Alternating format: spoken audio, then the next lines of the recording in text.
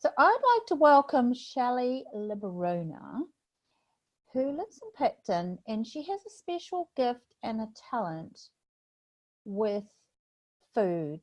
She is actually a chef, and she's taught herself, I think she would say. Well, the other things about Shelley that I think you might find quite interesting is that she has cured herself of cancer. And she can speak a little bit about that if she wants to. Yes. And my name is Chrissie Shirley, and I'm a facilitator, and I live in Hamilton. And I've just recently spent some time with Shelley and learned such a lot. So, Shelley, would you like to say something about what? My first really getting into food was all to do with the fact that, yes, I was diagnosed with celiac disease. So I had to look at food and change things. And of course, this was 12 years ago when it was, a lot of people struggled with it. They thought it was complicated when in actual fact it's actually really easy. And once you get into it, it's very, very exciting because it's exceptionally healthy. So yes, I had to change my diet, but also I was then diagnosed with cancer in the gut. So I really had to switch things up. So I did lots of cleanses, gut cleansers, had to alkalize my gut because my gut was in very bad condition. So I had to do a lot of alkalizing. So drinking lots of lemon juice with warm water first thing in the morning on an empty tummy. Got into lots of things of like turmeric. Turmeric's really, really good for your gut. And yogurt, kombucha.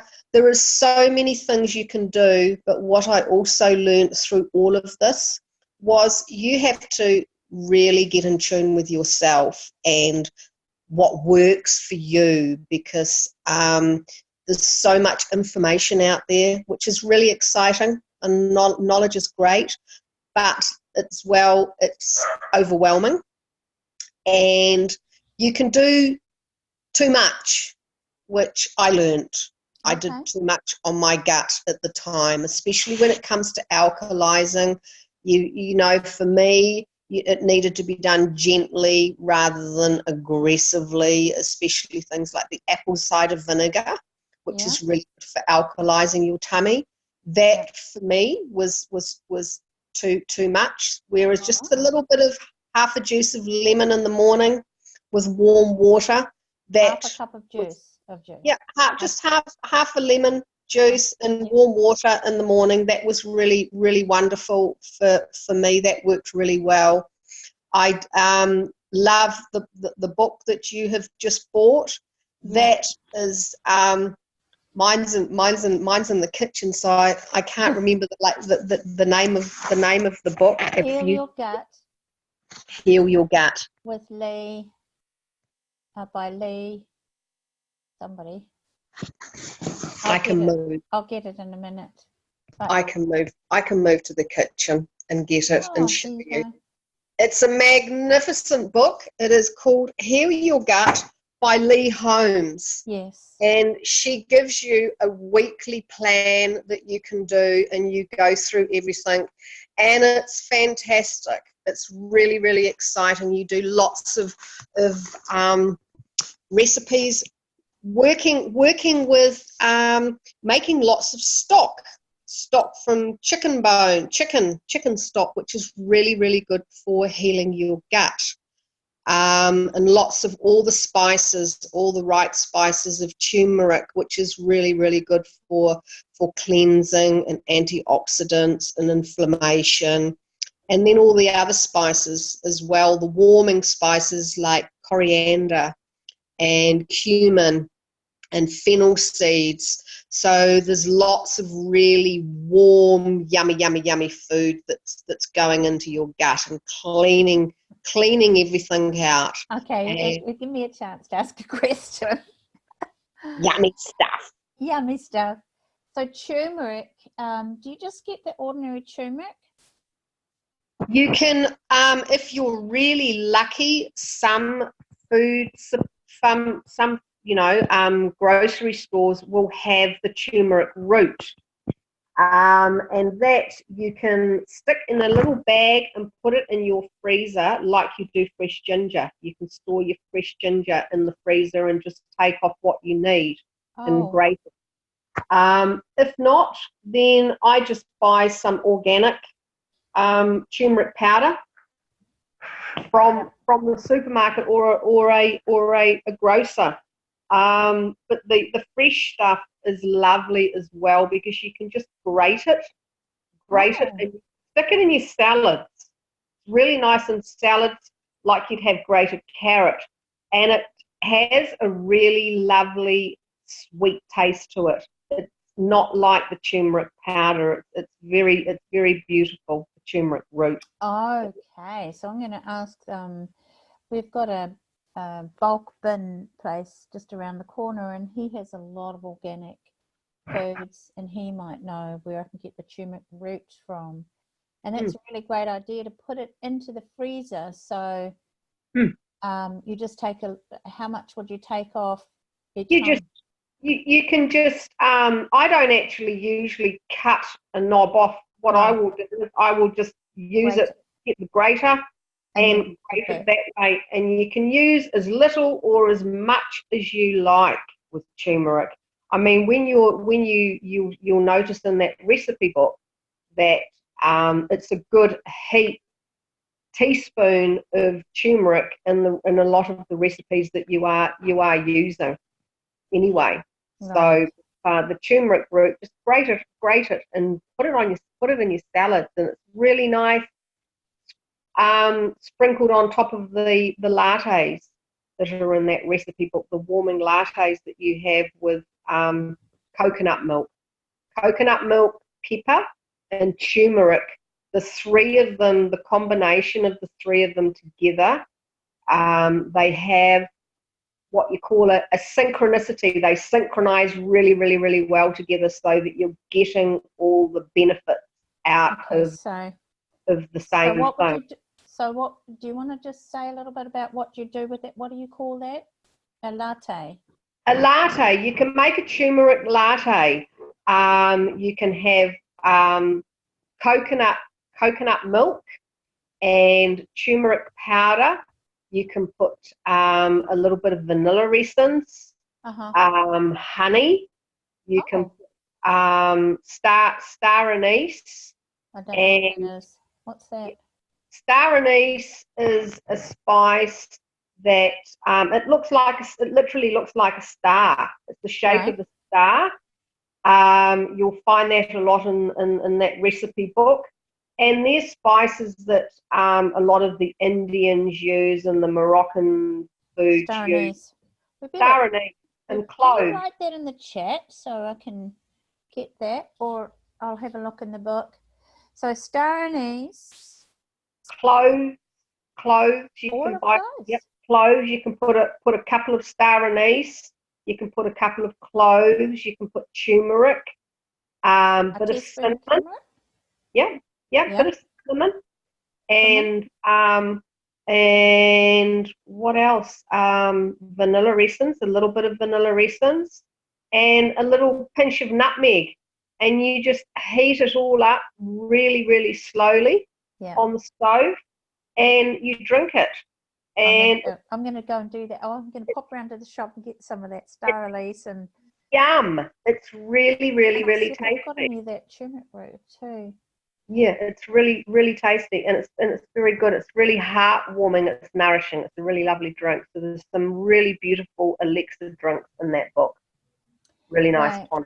So she starts off like there's a lot of information about prebiotics and probiotics, and I've kind of it's like I can't take all that in. But so what I've been doing is just reading it, reading the recipes. Today the other day I made liver, because you told me about liver. We cooked this liver. Do you know how much it cost me to buy a little piece of liver? Not expensive. $2.50 that was. Yes.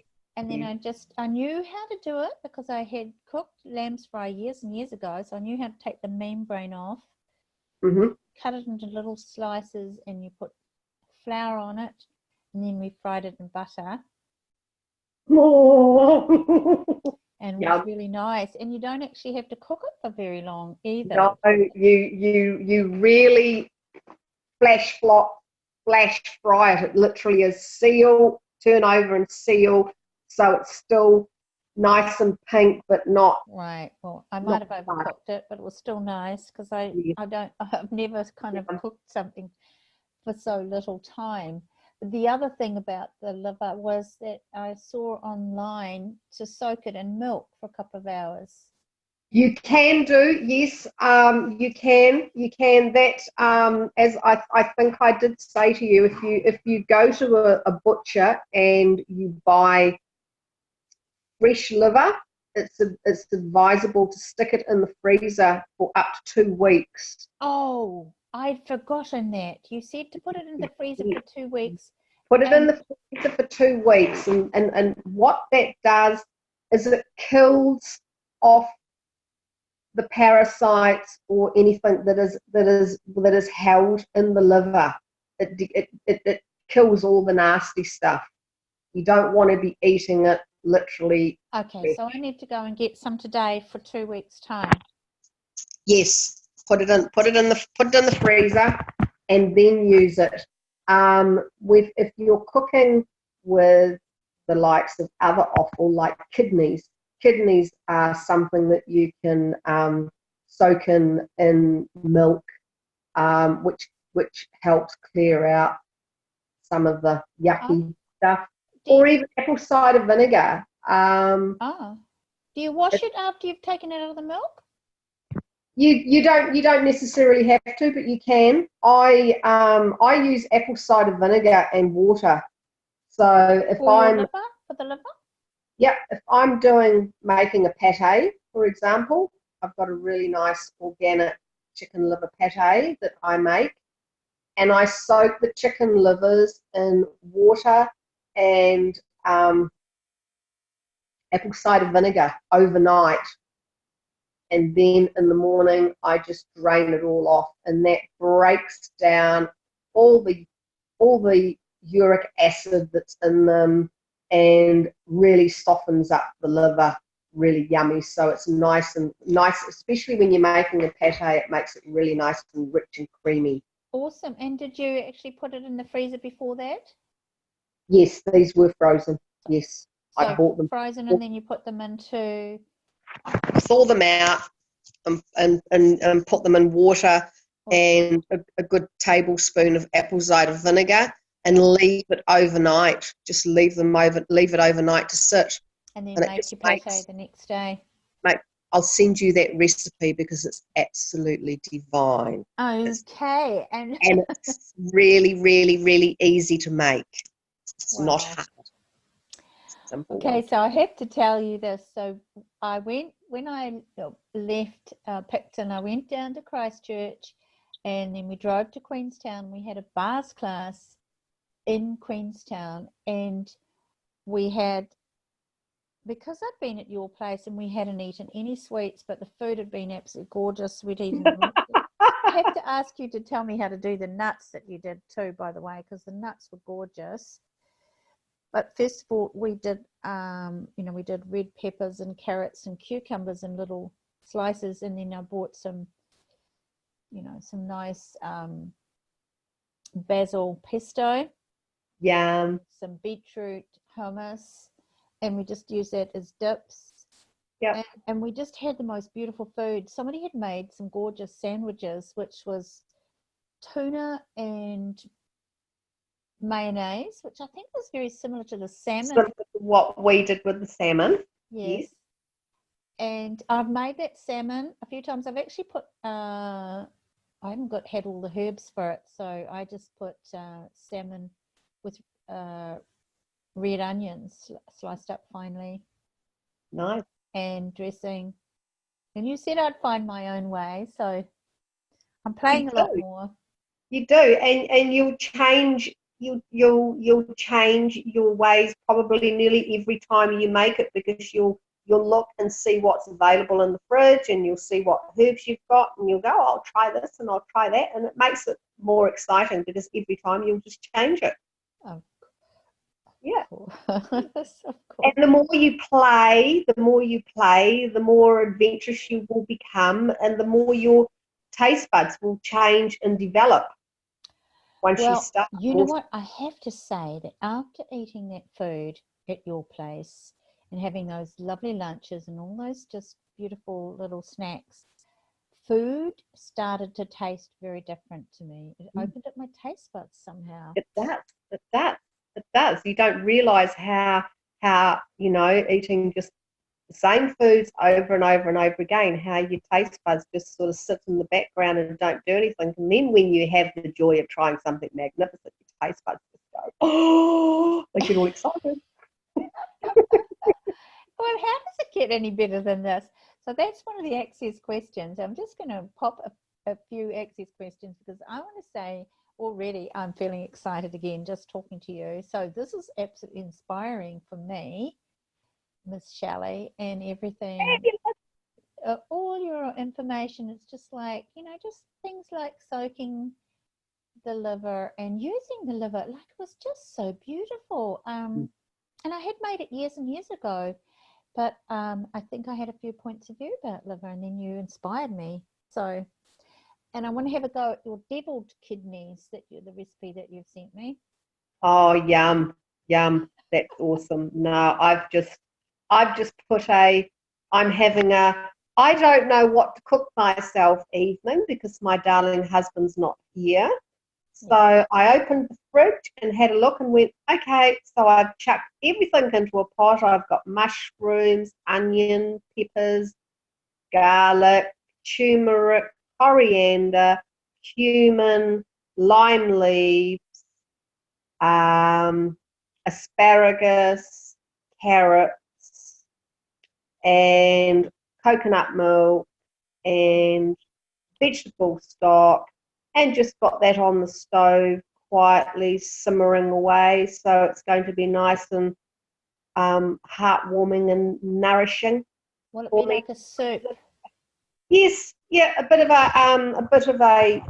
soup that's all sort of the the Thai Asian style cuisine with coconut. So yummy, lots of nice yummy stuff. Okay, so you put asparagus and mushrooms and peppers, carrots, garlic, onion. What else?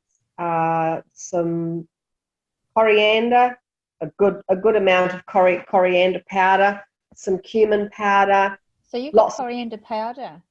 Yes, as well.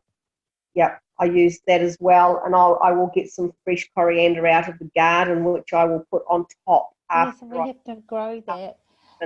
I've got a little tube of coriander herbs and a little, those tubes that you get from the supermarket. Yep. That's a nice concentrated form of using it. Yeah. But you can also get all the spices as well. All the herbs that are the ground herbs as well, which I use a lot. I haven't got fresh. Okay, so you put that all in together in a pot with some lime leaves as well. Lime leaves. Where do you get lime those leaves? from? They're dried. They're not fresh. They look a little bit like a bay leaf. Yep. And that you use, you just four or five of them. You put them in, and they give it that really, really nice Thai lemony, lemony taste feeling that you have in a Thai dish. And would you put a whole tin of coconut milk or coconut cream in? I've got a litre of vegetable stock, and I've used one whole can of coconut milk in there as well. And how long are you cooking that for? until all the flavors are infused, and until the mushrooms are nice and soft. And I'm not too worried whether the carrots have got a little bit of crunch left in them, but it's probably a good half an hour, 45 minutes. Like any other soup, you cook it to how you really want the vegetables. And then I've just turned it off now, and I'll leave it to get the flavors in there more. It'll be nicer tomorrow. It'll be nice, right. but the flavors will be. Soup's always better the next day. True. Always better the next day. Right. Yes, it's like a casserole. So nicer the next thank day. you for all these wonderful secrets that you're sharing. The things like Okay. cooking. Okay. It's like we will discover them as we get talking more and more about beautiful food. And Shelley,